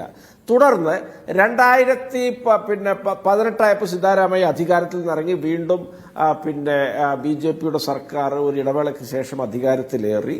ആ സമയത്താണ് 2020 ഈ 50-50 എന്ന റേഷ്യോയിൽ ഈ മുട ഒരു കരാർ ഇതുപോലുള്ള ഭൂവുടമകളുമായിട്ടുണ്ടാക്കിയത്. ആ കരാർ തന്നെ വലിയ സംശയാസ്പദമായിരുന്നു. അതിന്റെ പേരിൽ BJPക്കെതിരെ ഈ പറഞ്ഞ യെഡ്യൂരപ്പ ഉൾപ്പെടെയുള്ള ആൾക്കാർക്കെതിരെ വലിയ അഴിമതി ആരോപണമുണ്ട്. ഈ 50-50 എന്ന സ്കീം BJPയിൽ കൊണ്ടുവന്നപ്പോൾ കുറെ പേര് അതിന്റെ ഗുണഭോക്താക്കളായതിൽ ഈ പറഞ്ഞ പാർവതിയും ഉൾപ്പെട്ടു. അങ്ങനെ 2021 ഡിസംബറിലാണ് അവർക്ക് ഇവർ ഈ പറയുന്ന മൈസൂർ പട്ടണത്തിനുള്ള ഈ പ്ലോട്ടുകൾ അനുവദിച്ചു കിട്ടിയത്. BJP ഭരിക്കുന്ന സമയത്ത് കൊണ്ടുവന്ന നിയമത്തിന്റെ അടിസ്ഥാനത്തിൽ BJP ഗവൺമെന്റാണ് അവർക്ക് ഒരുപാട് പേർക്ക് അനുവദിച്ചു കൊടുത്ത കൂട്ടത്തിൽ അവർക്കും ഇത് അനുവദിച്ചു കൊടുത്തത്. അതോടുകൂടിയാണ് ഈ അദ്ദേഹത്തിന്റെ ഒരു വശം കഴിയുന്നത്. പിന്നീട് ഈ മുടയുടെ 50-50 സ്കീമിൽ വലിയ ആരോപണങ്ങൾ വരുന്നത് മുൻനിർത്തിക്കൊണ്ട് 2023 ആ 50-50 എന്ന സ്കീം തന്നെ സിദ്ധാരാമയ്യയുടെ സർക്കാർ എടുത്തു കളയുകയാണ് ഉണ്ടായത്. ഇതാണ് ഇതിന്റെ പിൽക്കാല ചരിത്രം. BJP ഭരിക്കുന്ന കാലത്ത് അക്യൂർ ചെയ്ത ഭൂമി, BJP ഭരിക്കുന്ന കാലത്ത് അപേക്ഷ കൊടുത്തിട്ട് BJP ഉണ്ടാക്കിയ നിയമപ്രകാരം അവർക്ക് അനുവദിച്ചു കിട്ടിയ ഭൂമി, ആ ഭൂമിയെ കുറിച്ചാണ് ഇന്ന് BJPക്കാർ ഇവിടെ വലിയ ആക്ഷേപങ്ങളോ അഴിമതിയോ ഒക്കെ ആയിട്ട് അവർ മുന്നോട്ട് വരുന്നത്. അവരെ സംബന്ധിച്ചിടത്തോളം വളരെ കൃത്യമാണ് അജിംസ. ഇത് protection of child from sexual offences എന്ന പോക്സോ കേസിൽ വളരെ കൃത്യമായി കുരുങ്ങിക്കിടക്കുകയാണ് ഇവരുടെ തലതൊട്ടപ്പനായി യെഡിയൂരപ്പ. അദ്ദേഹത്തിനെതിരെ ഒരു തരത്തിലുമുള്ള കോംപ്രമൈസ് ഇല്ലാത്ത നീക്കവുമായിട്ട് കർണാടക സർക്കാർ മുന്നോട്ട് പോവുകയാണ്. CID ആണ് ആ കേസ് അന്വേഷിക്കുന്നത്. ഹൈക്കോടതിയിൽ നിന്ന് അറസ്റ്റ് ചെയ്യരുത്, വയോധികനാണ് എന്ന കരുണാപൂർവമായ അപേക്ഷ മുൻനിർത്തി ഹൈക്കോടതി നൽകിയ സൗജന്യം കൊണ്ടാണ് യെഡിയൂരപ്പ അഴികൾക്കുള്ളിലാകാത്തത്. അങ്ങനെ ഒരു കേസ് നിലവിലുള്ള ആളുടെ നേതൃത്വത്തിലാണ് ഈ പറഞ്ഞ ജാഥയും സമരങ്ങളൊക്കെ വരുന്നത്. വളരെ കൃത്യമാണ് ആ കേസ് സെറ്റിൽ ചെയ്ത് കിട്ടാനുള്ള ഓരോ രാഷ്ട്രീയ നാടകങ്ങൾ എന്നതിനപ്പുറത്ത് ഇതിന് യാതൊരുവിധ നിയമപരമായ സാധുതയും ഈ വിഷയത്തിനില്ല. ഇനി ഒറ്റ വാക്കിൽ തന്നെ ഇതിന്റെ എല്ലാ സാധുതയും നഷ്ടപ്പെടുന്നത് എവിടെയാണെന്ന് വെച്ചാൽ BJP ഭരിക്കുന്ന കാലത്ത് അക്യൂർ ചെയ്ത ഭൂമി, BJP കൊണ്ടുവന്ന നിയമപ്രകാരം BJP ഭരിക്കുന്ന സർക്കാർ നൽകിയ ഭൂമി, ആ ഭൂമിയെ കുറിച്ചാണ് ഇവർ ഇന്ന് ഇപ്പോ ഈ ആക്ഷേപമായിട്ട് വരുന്നത്. ഇതൊക്കെ 2021 കഴിഞ്ഞതാണ്. കഴിഞ്ഞ നിയമസഭാ തെരഞ്ഞെടുപ്പിന് സമയത്ത് ചെറിയ തോതിലൊക്കെ ഇത് ചിലരൊക്കെ ഉയർത്തിയിരുന്നു, വിഷയമായില്ല. അത് കഴിഞ്ഞിട്ടും പലപ്പോഴായിട്ട് ചില ആളുകളൊക്കെ ഉയർത്താൻ ശ്രമിച്ചിരുന്നു, വിഷയമായില്ല. ഇവിടെ 3 വിവരാവകാശ പ്രവർത്തകർ എന്ന് പറയുന്ന ആളുകൾ, അത് തന്നെ സംശയാസ്പദ പശ്ചാത്തലത്തിലുള്ള ആളുകളൊക്കെയാണ്. അവർ ഗവർണർക്ക് ഒരു അപേക്ഷ കൊടുക്കുമ്പോൾ അന്നേ ദിവസം മണിക്കൂറുകൾക്കുള്ളിൽ ഈ പറഞ്ഞ ഗവർണർ ഈ മുഖ്യമന്ത്രിക്ക് നോട്ടീസ് അയക്കുകയാണ്. എന്തൊരു ചടുലമായ നീക്കങ്ങളൊക്കെയാണ്. ഒരു കാര്യമൊക്കെ ചെയ്യുമ്പോൾ ഒരു മയത്തിലും ഒതുക്കത്തിലും ചെയ്യാനുള്ള ഒരു സാവകാശമെടുക്കാനുള്ള മനസ്സ് പോലും ഇവർക്കില്ല. ഈ പറഞ്ഞ ആളുകൾ ഇതൊക്കെ ലേമാൻമാരെ പോലെയുള്ള ആളുകളാണ്, അതും സസ്പീഷ്യസ് ബാക്ക്ഗ്രൗണ്ട് ഉള്ള ആളുകളാണ്. സ്വയം അവർ തങ്ങൾ വിവരാവകാശ പ്രവർത്തകരാണെന്നാണ് അവകാശപ്പെടുന്നത്. അവർ കൊടുക്കുന്ന അപേക്ഷയിൽ ഗവർണർ അന്നേ ദിവസം തന്നെ ഈ മുഖ്യമന്ത്രിക്ക് നോട്ടീസ് അയക്കുകയാണ്. ഇവിടെ ഞാൻ നേരത്തെ 2 മുൻമന്ത്രിമാരുടെ പേരൊക്കെ പറഞ്ഞു. അതുൾപ്പെടെ ഒരുപാട് BJP നേതാക്കൾക്കെതിരെ ഉത്തരവാദിത്തപ്പെട്ട ഏജൻസികൾ കൊടുത്ത കത്തുകൾ ഗവർണറുടെ മേശയിൽ വിശ്രമിക്കുമ്പോഴാണ് ഒരു തരത്തിലുള്ള ആധികാരികതയും ഇല്ലാത്ത വ്യക്തികൾ കൊടുത്ത പരാതിയിൽ ഗവർണർ അന്നേ ദിവസം ഇത്തരത്തിലുള്ള നീക്കം നടത്തിയത്. മുഖ്യമന്ത്രി അതിന് മറുപടി കൊടുക്കേണ്ട താമസം അദ്ദേഹം പ്രോസിക്യൂട്ട് ചെയ്യാനുള്ള അനുമതി നൽകിയാണ്. ഇനിയിപ്പോ CBIക്ക് വരാം, പല ഏജൻസികൾക്കൊക്കെ വരാം. അങ്ങനെ വരുമ്പോ സിദ്ധാരാമയ്യെ വിളിപ്പിക്കാം, അവരുടെ ഭാര്യയെ വിളിപ്പിക്കാം, കുടുംബത്തെ വിളിപ്പിക്കാം. അങ്ങനെ മാനസികമായ ട്രോമയിൽ ആളുകളെ കൊണ്ടെത്തിക്കുക എന്നുള്ള ആ കുൽസിത ലക്ഷ്യം തന്നെയാണ്. പക്ഷേ ഇവർക്ക് ആള് തെറ്റിയത് സിദ്ധാരാമയ്യ, അത് ജനുസ് വേറെയാണ്. നിങ്ങൾ ഏത് അക്ഷൗഹിണി പടയുമായിട്ട് വന്നാലും അതൊന്നും ഒട്ട് ഏശാൻ പോകുന്നില്ല. വലിയ അഹിന്ദ സഖ്യത്തിന്റെയൊക്കെ പ്രകടനങ്ങളൊക്കെ മൈസൂരിൽ നടന്നുകൊണ്ടിരിക്കുകയാണ്. ഇത് BJPക്ക് ഒരു ബൂമറാങ് ആവും. അജിംസ് എഴുതി വെച്ചുകൊള്ളൂ എന്നാണ് എനിക്ക് പറയാനുള്ളത്. ശ്രീ പ്രകാശ് മാസ്റ്റർ, അങ്ങ് മുമ്പ് സൂചിപ്പിച്ചു മുഖ്യമന്ത്രിക്കെതിരെ സ്വർണ്ണക്കടത്ത്, ഡിപ്ലോമാറ്റിക് ബാഗേജിൽ സ്വർണ്ണക്കടത്ത്, ഇങ്ങനെയുള്ള ഒരുപാട് ആരോപണങ്ങൾ ഉന്നയിച്ചിരുന്നു. പക്ഷെ ഇതൊന്നും നോക്കൂ, ഇത് അത്ര പോലും, അതായത് ഒരു അന്വേഷണം പോലും ആവശ്യമില്ലാത്ത വിധം ആ ആരോപണങ്ങളൊക്കെ കേന്ദ്ര ഏജൻസികൾ അന്വേഷിച്ചതാണ്. ഇവിടെ എന്താണ് ഇവരുടെ സർക്കാർ തന്നെ അനുവദിച്ച, ഇവരുടെ സർക്കാരിൻ്റെ കാലത്ത് തന്നെ നടന്ന ഒരു ഇടപാടിനെ കുറിച്ചാണ് അഴിമതി ആരോപണം വരുന്നത്. അത്രമാത്രം ഫ്രസ്ട്രേറ്റഡ് ആണോ അവിടെ ബി ജെ പി? ഇവിടെ ഇപ്രാവശ്യത്തെ പരാജയത്തെ കർണാടകത്തിൽ എങ്ങനെയാണ് അവർക്ക് സഹിക്കാനാവുക എന്നുള്ളത് ആലോചിക്കുന്നവർക്ക് മനസ്സിലാക്കാൻ കഴിയുന്നതാണ്. ഇവിടെ കൃഷ്ണദാസ് നടത്തിക്കൊണ്ടിരിക്കുന്ന വാദങ്ങൾ ഒരു കാരണവശാലും ന്യായീകരിക്കാൻ കഴിയാത്ത കാര്യങ്ങളാണ് നടക്കുന്നത് എന്നുള്ളതുകൊണ്ട് അദ്ദേഹം നടത്തുന്ന മലക്കമറിച്ചിൽ വളരെ വ്യക്തതയല്ലേ. അദ്ദേഹം പറയുന്നത് ഈ കേസിനകത്ത് എപ്പോഴാണ് ഈ കൈമാറ്റം ഉണ്ടായത് എന്നതിനെ സംബന്ധിച്ച് വ്യക്തതയില്ലാതെ, കൃത്യമായ വ്യക്തതയുണ്ടല്ലോ. ഈ 2021 ഡിസംബർ മാസം 30-നാണ് ഈ 14 പ്ലോട്ടുകൾ അനുവദിച്ചുകൊണ്ടുള്ള തീരുമാനമുണ്ടാകുന്നത്. നിങ്ങൾ കാണാൻ വേണ്ടി കഴിയും, ഇവിടെ ഈ മുടയുടെ ഡയറക്ടർ ബോർഡിനകത്ത് അതിൻ്റെ ചെയർമാനായിട്ടുള്ളത് BJPയുടെ ഒരു നേതാവാണ്. അദ്ദേഹത്തിൻ്റെ പേര് രാജീവൻ എന്നാണ്. അതുപോലെ തന്നെ അതിനകത്ത് ദേവഗൗഡ എന്ന് പറഞ്ഞ JDS നേതാവുണ്ട്. BJPയുടെ നേതാവ് രാമദാസ് ആ യോഗത്തിനകത്ത് പങ്കെടുക്കുന്നുണ്ട്. അവർ 50-50 എന്ന് പറയുന്ന ഒരു പുതിയ ഇൻസെൻറ്റീവ് സ്കീം അവർ പ്രഖ്യാപിക്കുന്നത് നിയമവിരുദ്ധമാണ് എന്നുള്ള കാര്യം പിന്നീട് വന്നു. അത് കൃത്യമായ നിലക്ക് പ്രഖ്യാപിച്ചുകൊണ്ട് ഒരാൾക്കും രണ്ടാൾക്കും അല്ല, ഇപ്പോൾ ഭൂമി കിട്ടിയിരിക്കുന്നതിൽ BJPയുടെ നേതാക്കന്മാരുണ്ട്. BJP നേതാവായിട്ട് വിശ്വനാഥന് ഭൂമി കിട്ടിയിട്ടുണ്ട്. അതുപോലെ JDSന്റെ MLA സാറാക്ക് ഭൂമി കിട്ടിയിട്ടുണ്ട്. അതുപോലെ JDSന്റെ മറ്റൊരു MLA ദേവഗൗഡക്ക് ഭൂമി കിട്ടിയിട്ടുണ്ട്. 1328 കൈമാറ്റങ്ങൾ നടന്നിട്ടുണ്ട്. എന്തുകൊണ്ട് ഈ പ്രവർത്തകന്മാരായിട്ടുള്ള ആളുകൾ ഈ കൈമാറ്റം സംബന്ധിച്ച് ആകെ അന്വേഷിക്കാൻ പറയുന്നില്ല? എന്തുകൊണ്ട് ഈ കേസ് മാത്രം അന്വേഷിക്കാൻ അവർ ആവശ്യപ്പെടുന്നു? ഇതെല്ലാം ദുരൂഹതയുള്ള കാര്യങ്ങളല്ലേ. അതുപോലെ തന്നെ ഇവിടെ ലോകായുക്ത പോലും പറഞ്ഞിട്ട് അനുമതി കൊടുക്കാതിരിക്കുന്ന ഗവർണർ ഒരു സ്വകാര്യമായിട്ടുള്ള ഒരു കത്തിൻ്റെ മേലെ എത്ര വേഗത്തിൽ യുദ്ധകാലാടിസ്ഥാനത്തിൽ അനുമതി കൊടുക്കുന്നതിൻ്റെ സാങ്കത്യമുണ്ട്. തീർച്ചയായിട്ടും അത് സംശയാസ്പദമായിട്ടുള്ള കാര്യമല്ലേ. അപ്പോൾ യഥാർത്ഥത്തിൽ ഇവിടെ BJPയുടെ രാഷ്ട്രീയമായിട്ടുള്ള നിലവിലുള്ള സംവിധാനത്തിൻ്റെ ദുരുപയോഗം അത് വളരെ പ്രകടമായിട്ടുള്ള ഒന്നാണ്. ഇപ്പോൾ ഈ സിദ്ധാരാമയ്യയുടെ ഭാഗത്ത് നിന്ന് എന്തെങ്കിലും അദ്ദേഹത്തിൻ്റെ ഭാര്യ പാർവതിക്ക് ഈ ലാൻഡ് കിട്ടുന്നതിന് അനധികൃതമായ വല്ല നീക്കം ഉണ്ടായോ എന്നുള്ളത് ഞങ്ങൾക്കറിയുന്നൊരു കാര്യമല്ല. പക്ഷേ വന്നിടത്തോളം കാര്യങ്ങൾ പരിശോധിക്കുമ്പോൾ അവർ പറയുന്നത് അവരുടെ ഭൂമി ഈ 3.16 ഏക്കർ ഭൂമി അത് അവരോട് ചോദിക്കാതെ അക്വിസിഷൻ നടത്തിയിട്ടുള്ളതാണ്. അതിൻ്റെ മേലെയാണ് കോമൺ സെൻസിനെ സംബന്ധിച്ചിടത്തോളമുള്ള ഈ പുതിയ ഇൻസെൻറ്റീവ് വ്യവസ്ഥ ഉണ്ടാക്കേണ്ടി വരുന്നത്. അത് ഒരാൾക്കും രണ്ടാൾക്കും അല്ല, നിരവധി പേർക്കാണ്. അവിടെ അത് കൊടുക്കാൻ വേണ്ടിയിട്ട് ഉള്ള കാര്യത്തിൽ അതിൻ്റെ ഫയലുകൾ നീങ്ങുന്നതെല്ലാം ഈ പറയുന്നൊരു കാലത്താണ്, BJPയുടെ ഗവൺമെൻറ് കാലത്താണ് അതുമായി ബന്ധപ്പെട്ട കാര്യങ്ങളെല്ലാം നടക്കുന്നത്. BJPക്ക് നിയന്ത്രണമുള്ള ബോർഡാണ് ഈ കാര്യം സംബന്ധിച്ച് തീരുമാനിക്കുന്നത്. എന്നിട്ട് ഇവിടെ ചില ആളുകളെ കൊണ്ട് അപേക്ഷ കൊടുപ്പിച്ച് അതിനു മേലെ രാക്കുരാമാനം തീരുമാനമുണ്ടാക്കുകയാണ്. തങ്ങളുടെ നേതാക്കന്മാരായിട്ടുള്ള ആളുകൾക്കെതിരെയുള്ള പ്രോസിക്യൂഷൻ അപേക്ഷകൾ എത്രയോ കാലമായിട്ട് മടക്കി പെട്ടിക്കകത്ത് വെക്കുന്ന അതേ ഗവർണർ തന്നെയാണ് ഇതിനു മേലെ യുദ്ധകാലാടിസ്ഥാനത്തിൽ തീരുമാനമെടുക്കുന്നത്. അപ്പോൾ എന്താണ് BJP യഥാർത്ഥത്തിൽ കഴിഞ്ഞ കുറച്ചു കാലമായിട്ട് ചെയ്തുകൊണ്ടിരിക്കുന്നത്? അതേ വൃത്തികേട് അവർ വീണ്ടും ആവർത്തിച്ചുകൊണ്ടിരിക്കുന്നു, അല്ലെങ്കിൽ ആവർത്തിക്കാനാണ് നീക്കം. ഈ തെരഞ്ഞെടുപ്പ് പരാജയത്തിൽ നിന്ന് ഒരു പാഠവും പഠിക്കാൻ അവർ സന്നദ്ധരാകുന്നില്ല എന്നുള്ളത് കൊണ്ടാണ് ഈ അന്വേഷണത്തിനുള്ള അനുമതി, ഈ പ്രോസിക്യൂഷനുള്ള അനുമതി എന്ന് ആരെങ്കിലും പറഞ്ഞാൽ അവരെ കുറ്റപ്പെടുത്താനാവില്ല. കാരണം ആ നിലക്കാണ് കാര്യങ്ങൾ പോകുന്നത്. ഒരു ഔദ്യോഗിക ഏജൻസി നിങ്ങൾ ഇദ്ദേഹത്തെ പ്രോസിക്യൂട്ട് ചെയ്യാൻ അനുവദിക്കണമെന്ന് ആവശ്യപ്പെട്ടാൽ അത് മനസ്സിലാവും.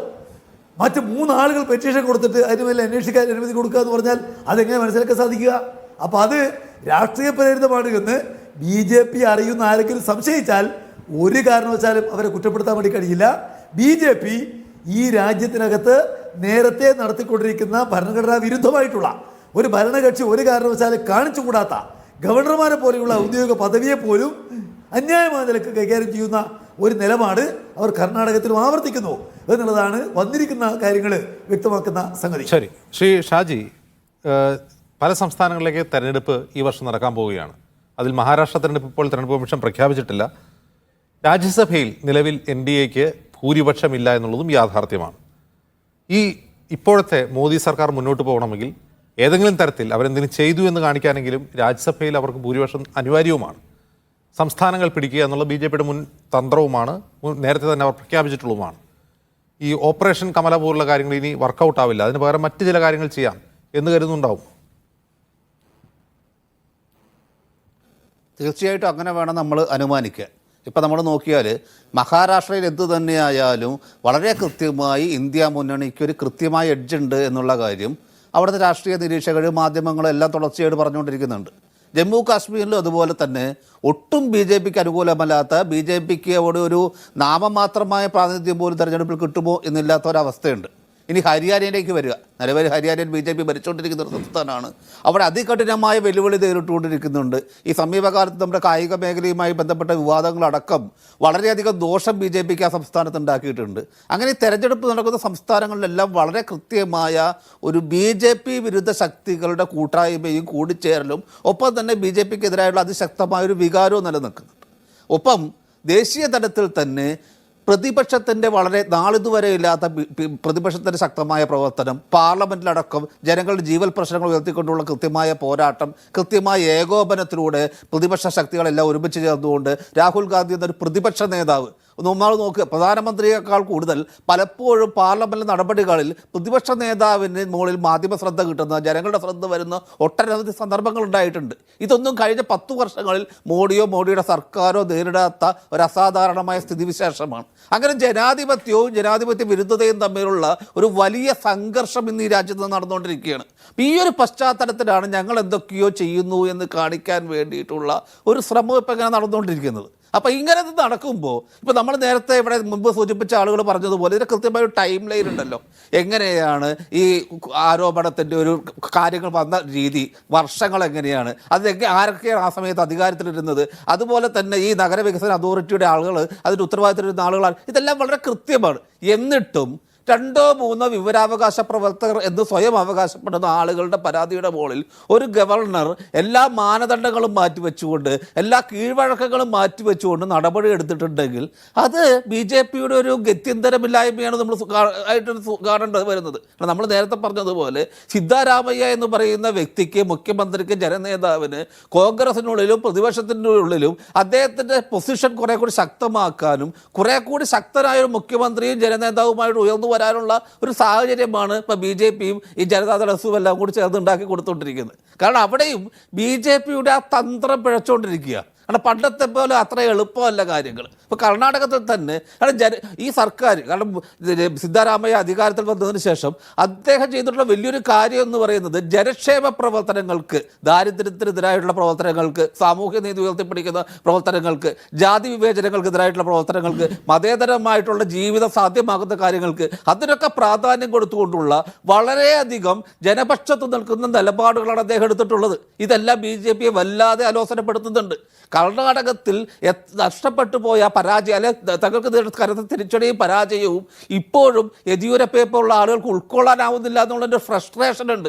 ആ ഫ്രസ്ട്രേഷൻ്റെ മുകളിലാണ് നാളിതുവരെ കേട്ടുകേൾവിയില്ലാത്ത രീതിയിലുള്ള ഈ ഉത്തരവിടലും ഈ പ്രോസിക്യൂഷൻ അനുമതി നൽകലും നടന്നിട്ടുള്ളത്. ഇതിനകത്ത് ഈ പറഞ്ഞിരുന്ന 2 or 3 ആളുകൾ, ആ ആളുകളെ കുറിച്ച് പോലും അന്വേഷിക്കേണ്ട ആളുകളാണ്. അവരുടെ ക്രെഡിബിലിറ്റി തന്നെ ചോദ്യം ചെയ്യപ്പെടുന്ന ഒന്നാണെന്നാണ് അവിടെ നിന്നുള്ള മാധ്യമങ്ങളായാലും സ്വതന്ത്രമായി നിരീക്ഷിക്കുന്ന ആളുകളായാലും പോലും പറയുന്നത്. അപ്പോൾ ഇവിടെ നമ്മൾ ഇതുവരെ കേട്ടുകേൾവിയില്ലാത്ത, നമ്മുടെ ജനാധിപത്യത്തിന് പരിചിതമല്ലാത്ത സമീപനങ്ങളാണ് ഇപ്പം മോഡി സർക്കാർ വീണ്ടും എടുത്തുകൊണ്ടിരിക്കുന്നത്. കാരണം അവരുടെ മുന്നിൽ വേറെ വഴിയില്ല. കാരണം മറ്റേതെങ്കിലും തരത്തിൽ ജനങ്ങളുടെ മുന്നിൽ കാര്യങ്ങൾ പറയാനോ രാഷ്ട്രീയം വിശദീകരിക്കാനോ അവർക്ക് പറ്റുന്നില്ല എന്നുള്ളത് കൊണ്ട് അവർ ഈ രീതിയിലേക്ക് നീങ്ങിക്കൊണ്ടിരിക്കുകയാണ്. ശരി, ശ്രീ പി കൃഷ്ണദാസ്, ഇപ്പോൾ രാഷ്ട്രീയമായി നമുക്ക് അഴിമതികൾ ആരോപിക്കാം, അന്വേഷണം ആവശ്യപ്പെടാം, പരാതികൾ കൊടുക്കാം, അതൊക്കെ ശരിയാണ്, പ്രതിപക്ഷം അങ്ങനെയൊക്കെ ചെയ്യാറുണ്ട്. പക്ഷേ യെദ്യൂരപ്പയല്ലല്ലോ സിദ്ധാരാമയ്യ. സിദ്ധാരാമയ്യ ഒരു ട്രാക്ക് റെക്കോർഡ് നോക്കണ്ടേ? ആളറിഞ്ഞ് വേണ്ടേ അഴിമതി ആരോപിക്കാൻ?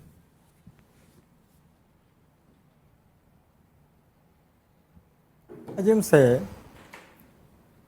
കോൺഗ്രസിൻ്റെ പ്രതിനിധിയും പ്രകാശം മാഷും ശ്രീ ഷാജിയും എല്ലാം പറയുന്നത് ബി ജെ പി വലിയ പരാജയത്തിലും വലിയ പ്രശ്നവും നേരിട്ടുകൊണ്ടിരിക്കാൻ, ഞങ്ങളെല്ലാം കൂടി ചേർന്ന് വലിയ വിജയം വരിച്ചിരിക്കാൻ, ഞങ്ങളിപ്പോൾ ബി ജെ പി അടക്കി ഭരിച്ചുകൊണ്ടിരിക്കുകയാണ്, ജനങ്ങളെല്ലാം ബി ജെ പിക്കെതിരായി നിലനിൽക്കാൻ. ഏത് സംസ്ഥാനത്ത്, എവിടെ? ബി ജെ പിക്ക് പാർലമെൻറ്റ് തിരഞ്ഞെടുപ്പിൽ കുറച്ച് സീറ്റുകൾ കുറഞ്ഞു എന്നുള്ളത് അംഗീകരിക്കപ്പെട്ടിട്ടുള്ള യാഥാർത്ഥ്യം എല്ലാവരും അംഗീകരിക്കുകയാണല്ലോ. കേരളം അടക്കമുള്ള സംസ്ഥാനങ്ങളിൽ ഇടതുപക്ഷത്തിൻ്റെ പ്രസക്തി എവിടെ? കഴിഞ്ഞ പാർലമെൻറ്റ് തിരഞ്ഞെടുപ്പിൽ കോൺഗ്രസിന് 13 സംസ്ഥാനങ്ങളിൽ പ്രതിനിധികൾ പോലുമില്ല. കഴിഞ്ഞ പാർലമെൻറ്റ് തിരഞ്ഞെടുപ്പിൽ നടന്നിട്ടുള്ള സംസ്ഥാനങ്ങളുടെ കണക്കുകളൊന്നെടുത്ത് പരിശോധിക്കുക. ആന്ധ്രയിൽ, തെലങ്കാനയിൽ, കേരളം അടക്കമുള്ള സംസ്ഥാനങ്ങളിൽ ബി ജെ പിക്ക് അനുകൂലമായി ജനങ്ങൾ രാഷ്ട്രീയപരമായി നിലപാട് സ്വീകരിക്കുന്ന സാഹചര്യമുണ്ടായി. കർണാടകത്തിൽ കോൺഗ്രസിൻ്റെ ഗവൺമെൻറ്റാണല്ലോ അധികാരത്തിലിരിക്കുന്നത്. സീറ്റുകൾ പാർലമെൻറ്റ് തിരഞ്ഞെടുപ്പിൽ എത്ര കിട്ടിയവർക്ക്? അപ്പോൾ BJPക്കെതിരായി നിങ്ങൾക്ക് വായു കൊണ്ട് പറയാം, നിങ്ങൾക്ക് ആരോപണങ്ങൾ ഉന്നയിക്കാം, ഞങ്ങളതിലൊന്നും തെറ്റ് കാണുന്നില്ല. ഞങ്ങൾ പ്രതിപക്ഷത്തിരിക്കുകയും പ്രതിപക്ഷ നേതാവായിരിക്കുമ്പോൾ പ്രക്ഷോഭങ്ങൾ നടത്തുകയും പ്രതിപക്ഷ പാർട്ടി ആയിരിക്കുമ്പോൾ പ്രക്ഷോഭങ്ങൾ നടത്തുകയും ഭരണപക്ഷത്തിരിക്കുമ്പോൾ തന്നെ സുതാര്യമായ ഭരണം നടത്തുകയും BJP മന്ത്രിമാർക്കെതിരെ അല്ലല്ലോ ആരോപണം ഉണ്ടായിട്ടുള്ളത്. സിദ്ധാരാമയ്യയുടെ ട്രാക്ക് റെക്കോർഡ് പരിശോധിക്കുമ്പോൾ രാഹുൽ ഗാന്ധിയുടെയും സോണിയാഗാന്ധിയുടെയും എല്ലാം ട്രാക്ക് റെക്കോർഡ് പരിശോധിക്കണ്ടേ? കോൺഗ്രസിൻ്റെ മറ്റ് നേതാക്കന്മാരുടെ ട്രാക്ക് റെക്കോർഡ് പരിശോധിക്കണ്ടേ? CPM നേതാക്കന്മാരുടെ ട്രാക്ക് റെക്കോർഡ് പരിശോധിക്കണ്ടേ? ബംഗാളിലും ത്രിപുരയിലും എല്ലാം ഭരണം നടത്തിയുള്ള സംസ്ഥാനം എവിടെ പോയിരിക്കുന്നു എന്നുള്ള പരിശോധിക്കണ്ടേ? കേരളത്തിൽ ഉയർന്നു വന്നിട്ടുള്ള ആരോപണങ്ങൾ പരിശോധിക്കണ്ടേ? പിന്നെ കേരളത്തിൻ്റെ മുഖ്യമന്ത്രി അടക്കമുള്ള ആളുകളുടെ ട്രാക്ക് റെക്കോർഡ്, നേരത്തെ കേസുകളില്ലാത്ത ആൾക്കാരാണോ അഴിമതി ആരോപണത്തിൻ്റെ പേരിൽ? കോൺഗ്രസിൻ്റെ മുഖ്യമന്ത്രിമാർക്കെതിരെ നേരത്തെ കർണാടകത്തിൽ ആരോപണങ്ങൾ ഇല്ലാത്തതുകൊണ്ടാണോ? കോൺഗ്രസിന്റെ ഇപ്പോഴത്തെ ഉപമുഖ്യമന്ത്രിക്കെതിരെ ആരോപണങ്ങൾ ഇല്ലാത്തത് കൊണ്ടാണോ? ലോകായുക്ത കൺവിക്ട് ചെയ്ത ആളാണ് യെദ്യൂരപ്പ എന്ന് ഓർക്കണം. BJPയുടെ ഏറ്റവും തലമുതിർന്ന നേതാവ് ലോകായുക്ത കുറ്റക്കാരനാണെന്ന് കണ്ടെത്തിയ ആളാണ്. അദ്ദേഹത്തിന് പ്രോസിക്യൂഷൻ കൊടുത്തിട്ടുണ്ടെന്ന് വേറെ കാര്യം. കുറ്റക്കാരനാണെന്ന് കണ്ടെത്തിയതാണ്. ഞാൻ ഏതായാലും നമുക്ക് സമയം അവസാനിക്കുകയാണ്. ലോകത്താദ്യമായിട്ടായിരിക്കും ഒരു പ്രതിപക്ഷം അവർ ചെയ്തൊരു കാര്യം അന്വേഷിക്കണം, അതിൽ അഴിമതിയുണ്ട് എന്ന് ആവശ്യപ്പെട്ടുകൊണ്ട് പ്രക്ഷോഭം നടത്തിയിട്ടുണ്ടാവുക. അതിന്റെ റെക്കോർഡും BJPക്കാണ് എന്നുള്ള കാര്യം കൂടി ഞാൻ ഓർമ്മിപ്പിക്കുകയാണ്. വളരെ നന്ദി Shri Krishnadas, Shri Noushad Ali, Shri M Prakashan master, KA Shaji, ഇത്രയും സംസാരിച്ചതിന് ഇടവേള.